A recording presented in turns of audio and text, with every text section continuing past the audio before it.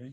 Now, at Oh, the the end, end of it has to be, so there ends up there. you'll see. If you want to make the screen bigger, just press on it. It becomes the center screen. This will So, disappear. so, but what, the people see what? See, They're people see, watching us, yeah, I understand that, but they will see, whatever their computer is set to. They can set it to, focus on us. Or so somebody said, I forget who, maybe Ellie I also, think we're ready to go. that you have to pin it to him, to the speaker. I just did more or less, but the other thing I do, which I'm not going to bother you with, is I actually go through and I say mute. Mute. I'm not going to bother you with that. Mute all. Mute all. Close. I'm not going to bother you with that. Okay. Okay. Ready to go.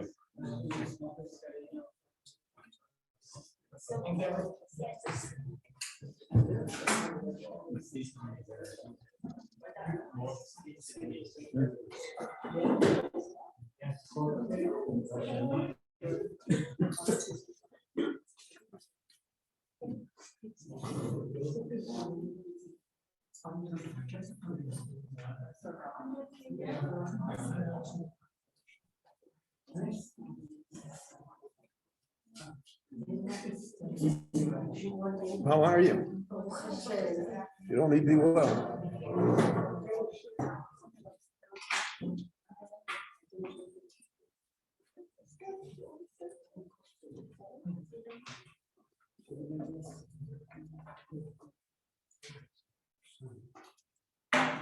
Good. Boker Tov, everyone.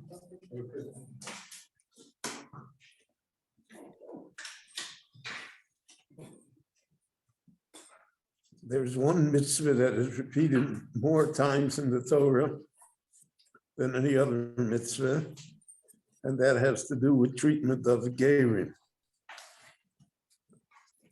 Literally, a ger is a stranger, someone who is not part of the society originally. And in terminology, a ger has become a convert. And we are bidden to take extra care. We're not supposed to harm any Jew or anybody else, but there's an extra level of care that has to be taken and adjusted in order to treat a ger correctly. Now, in the Torah, there are two types of gerim. There is what we call a ger tzedek. That's a full convert.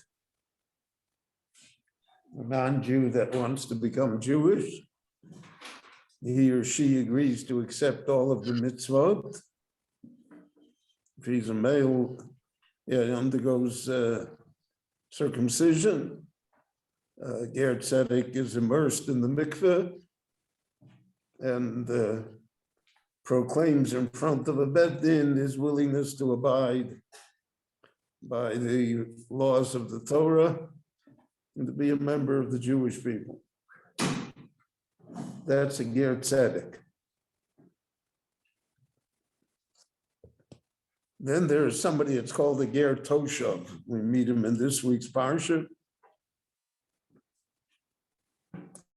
Who is he? And it's two separate things, gerim and toshavim. And the Rabbanu Shalom himself says to the Jewish people, gerim v'toshavim atem imodi. So who's the ger toshav? So the Meforshim explain that the word toshav means that he has, or he or she has the right to live in Eretz Israel, to live within a Jewish society, but not to convert. He doesn't convert. He remains a non-Jew, but he is entitled to all the benefits of living in the Jewish society and of living especially in Eretz Yisrael.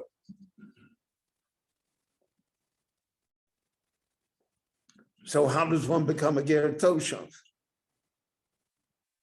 To become a Ger Tzedek, I've discussed with you, the procedure is relatively clear. But how does one become a Ger Toshav? So the Rambam says, Rambam outlines it. She says that a Ger Toshav is someone who accepts upon oneself the obligations of the Sheva Mitzvahs B'nai Noach, the 7 commandments of the Noachite view of life that all human beings are bound by. So included in the Sheva Mitzvahs B'nai Noach, not to murder, not to steal, not to be immoral, and not to eat from the limbs of a living animal, a living creature. Naturally, the acceptance of monotheism, not to have anything to do with idolatry. So then the question arises, that applies to every human being. What's special about a Ger Toshav? Every human being is obligated to the 7 mitzvahs of B'nai Noach, respect the parents, all of the things. And the 7 mitzvahs are really developed in the Tosefta that really are 36 mitzvahs. But it's a moral code that everyone allegedly agrees to. It's the basis of a civilized society. So now what's a Ger Toshav? So the Rambam adds, in order to deal with this issue, Rambam adds that the Ger Toshav has to make a declaration of the fact that he or she will observe the Sheva Mitzvahs B'nai Noach in front of a Jewish Bezdin. So he or she does not undertake anything more than he or she was responsible for before. He's always chayiv in the Sheva Mitzvahs B'nai Noach.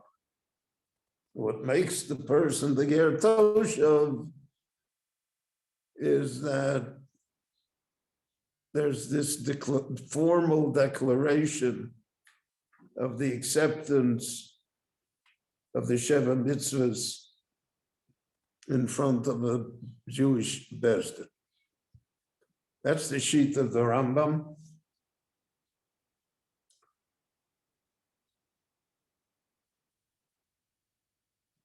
We find in Tanakh that there were many Gerim Toshavim. In the time of Shmuel HaNavi, in the time of Shaul and David. Later,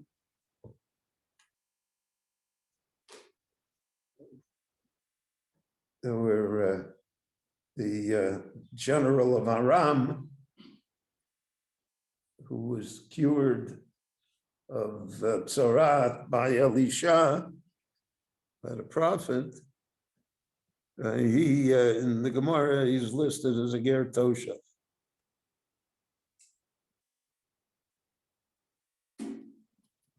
So there were these people around that lived in the Jewish society or had the right to live in the Jewish society, but were not Jewish. And they're not expected to be Jewish.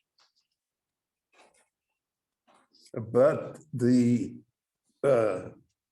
prescription to be extra kind, considerate, sensitive to Gerim applies to them as well. And therefore,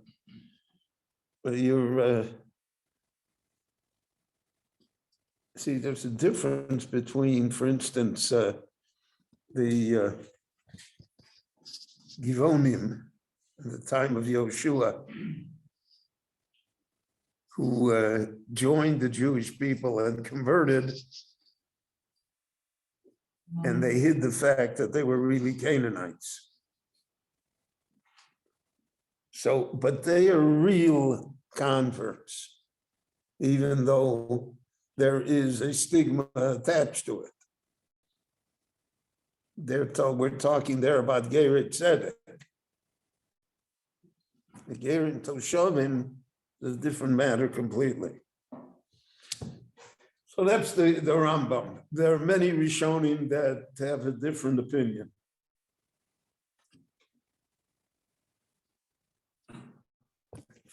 And they say that anybody who says he's a Ger Toshav is a Ger Toshav. In other words, the declaration in front of a Bet Din is not necessary. A person who says, I observe the 7 mitzvahs, let's say, put it, and we'll talk about it in a minute, how relevant it is today. But a person comes and says, I want to be an Israeli citizen. How does he become a citizen? In halacha, I'm not talking about the Jewish agency. So he says, I want to live in Eretz Yisrael.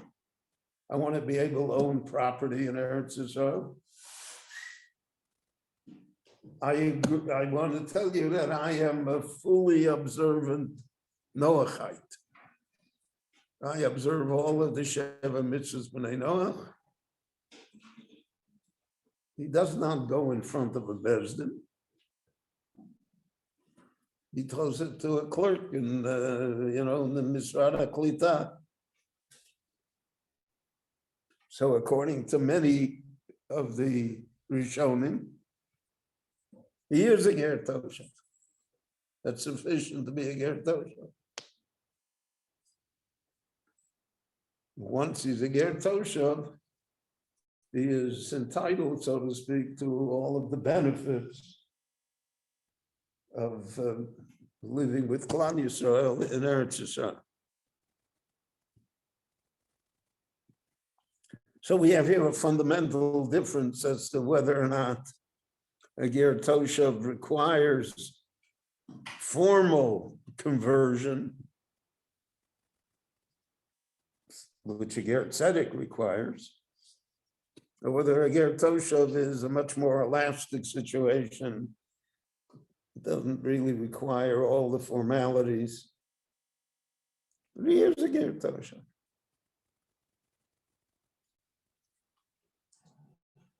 Now, the question therefore arises in halacha.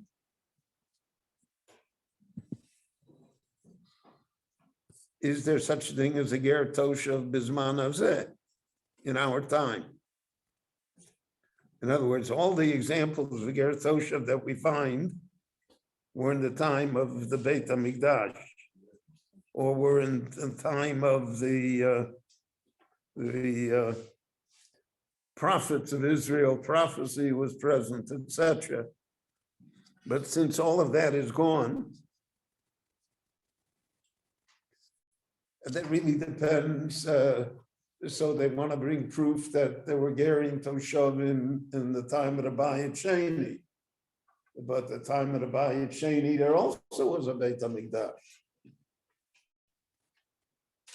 And when it says in the Novi, Ki Beiti Beit Tfilah Yikorei L'chol Ha'amim,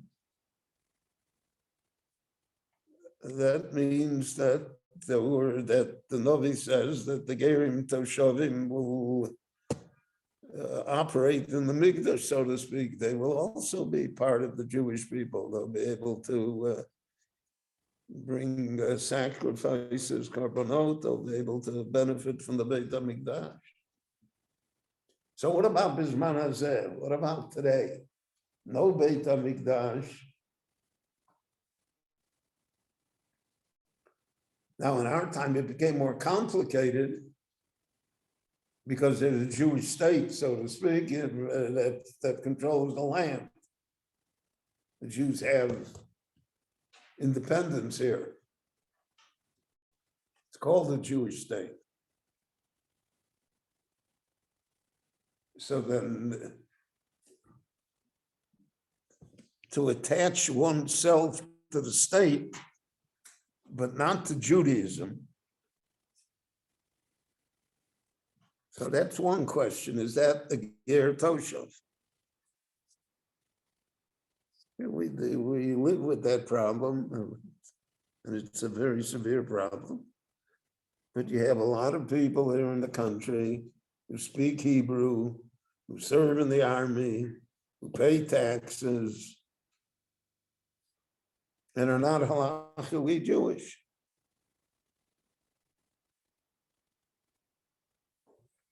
Do they have a din of a ger toshav?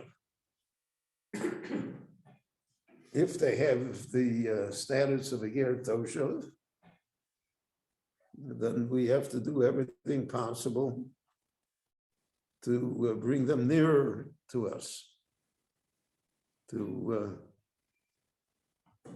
see to it that they are not victimized in any way or discriminated against.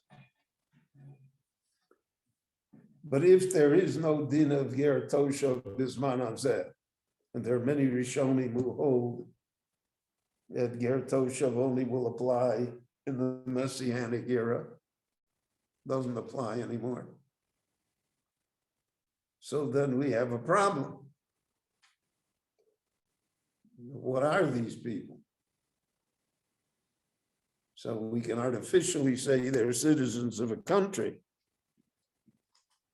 but in halacha, that is not a status.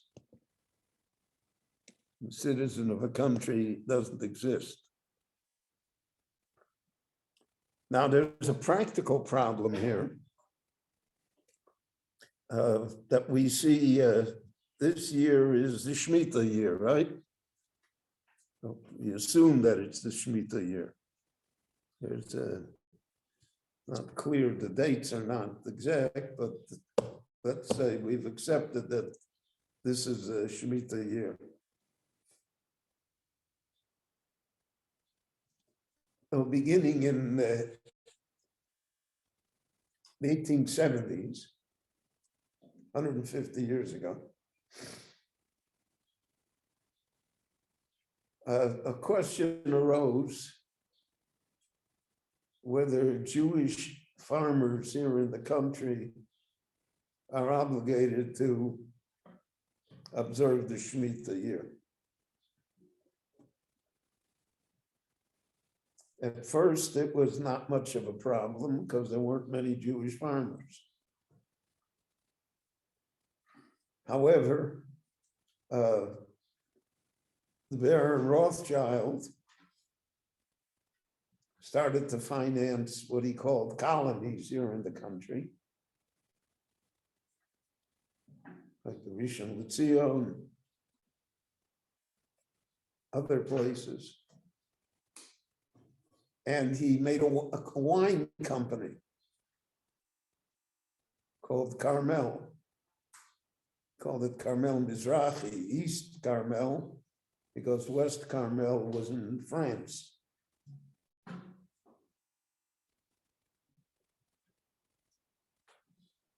So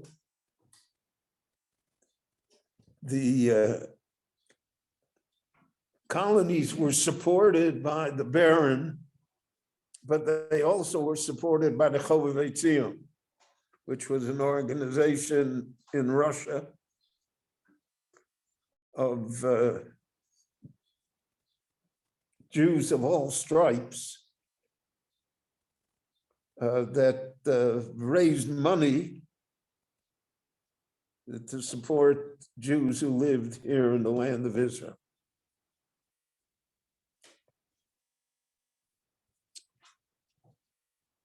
So what happened was that the Carmel Wine Company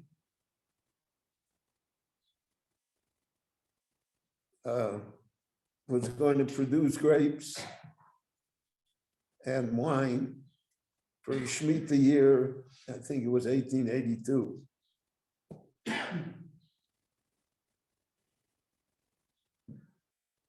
So they wrote the Baron and they said to him, listen, next year we're going on vacation.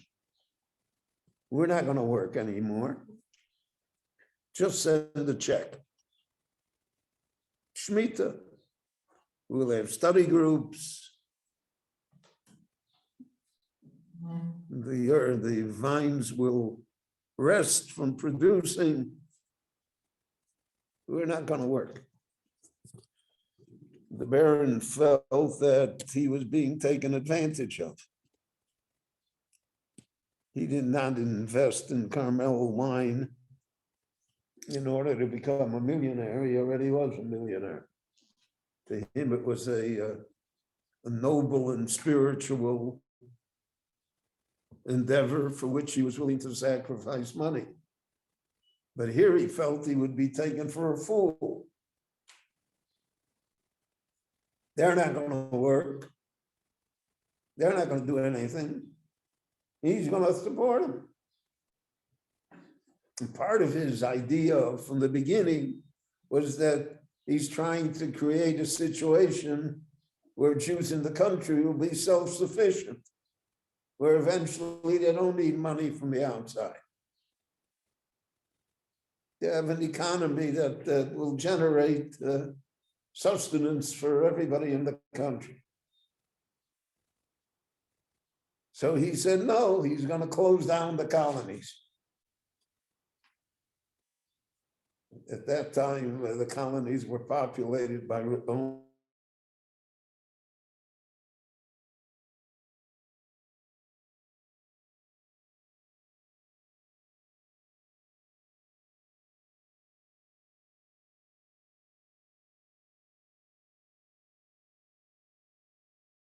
of Bialystok, Shmuel Moelever.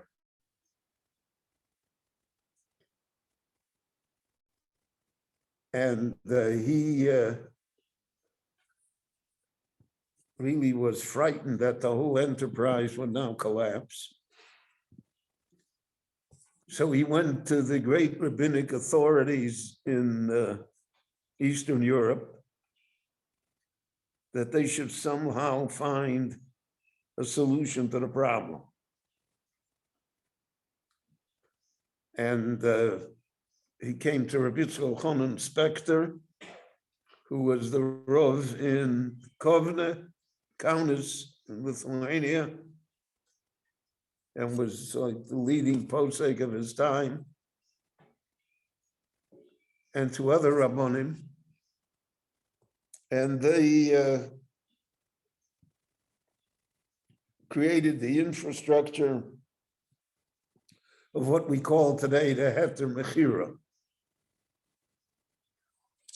The Heter Mechira was it was Mechiras Chometz compounded. It was based on the same ideas. We sell the Chometz to a non-Jew. After Pesach, we're going to get it back. Technically, we did not own the Chometz during Pesach, so therefore we didn't violate anything. That's it. It's refined with all sorts of technicalities, etc., but that's the basic idea. So Yitzchak Chonon said, we'll do the basic idea by regarding Shemitah as well. We'll sell all the land in Eretz Yisrael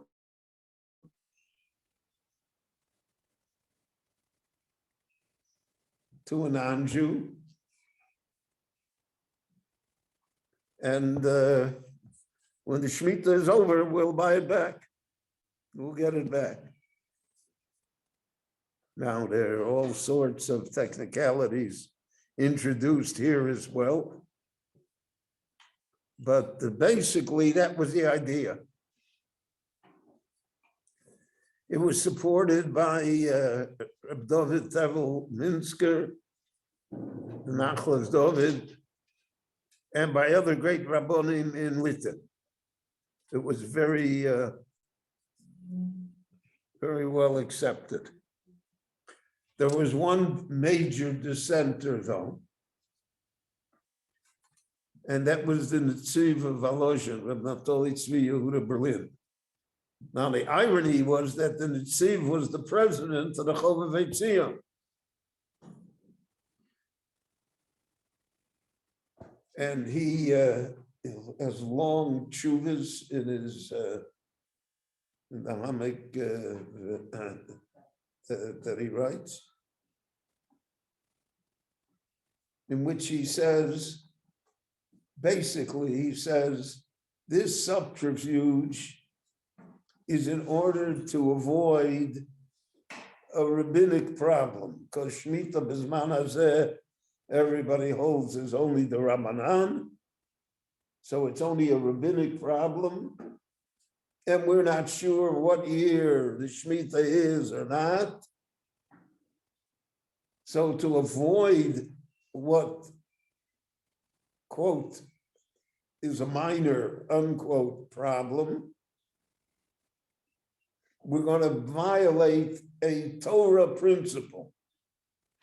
The Torah principle is lo techonem, lo tehei lahem chaniya b'karka. You're not allowed to sell Jewish land in Eretz Yisrael to non-Jews. That's a lav min haTorah. So his famous phrase was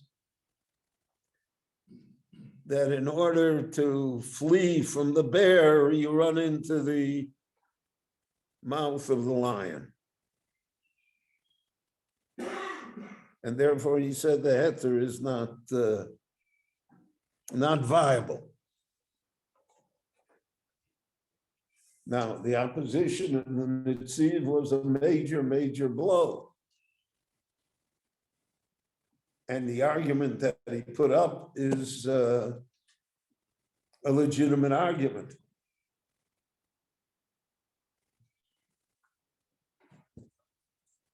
So how do we get around that?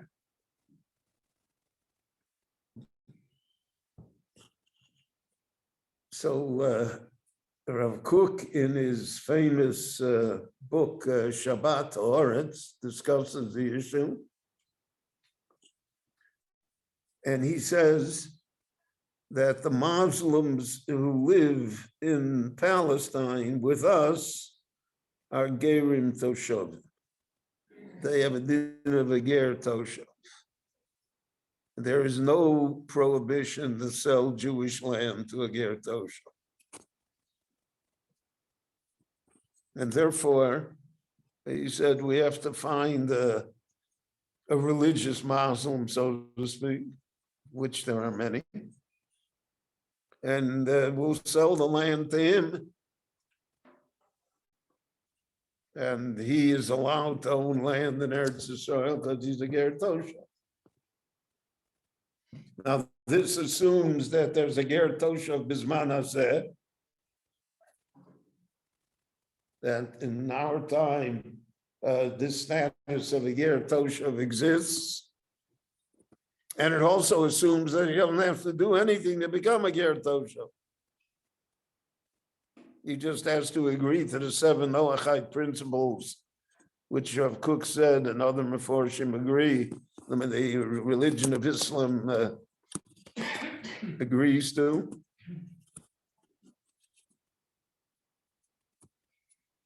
The Rambam holds that it's much more monotheistic than Christianity, for instance.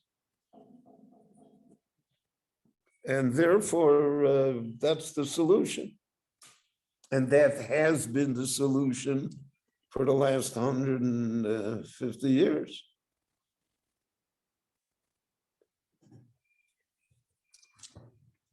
So it's based on a ger toshav. And it's based on a ger toshav bisman hazeh. So then we have this quandary. If they're all gerim toshavim, then we have to treat them like a ger toshav. We have these 36 lot. And then there's another interesting point, is that most of the problematic citizens, halachically speaking, here in Israel, are not Muslims. They're usually Christian Orthodox, Eastern Orthodox believers, which many, if not most, of the poskim hold to be avodah zarah, because they worship icons and on statues and all sorts of things. And that will therefore prevent them from being considered a ger toshav. So we see how complex the problem is. And so the rabbinate prefers to deal with it that it's a problem for the state. It's a citizenship problem. It's not a halachic problem. They're never going to be Jewish. We're never going to recognize them to be Jewish unless they go through a proper conversion. But they can be citizens of the state, and whatever the state decides citizens are entitled to, they're entitled to.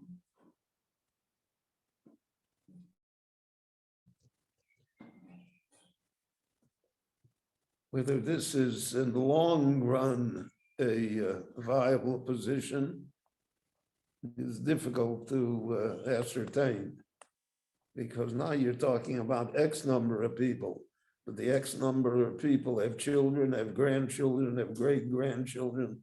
You're talking about a potential of a very large section of the population 50 years from now. What shall we do then? And that is part of the great complication that exists. So you see how halachic definitions, psukim in the Torah, are relevant to everyday life, especially here in the land of Israel, especially under a Jewish state. So have a Shabbat Shalom, and thank you for coming. And we'll see you next week, God willing. Gilbert said it was a long run. The long run, we're all dead. What a cheerful thought. Gilbert's a famous. Thank you so much.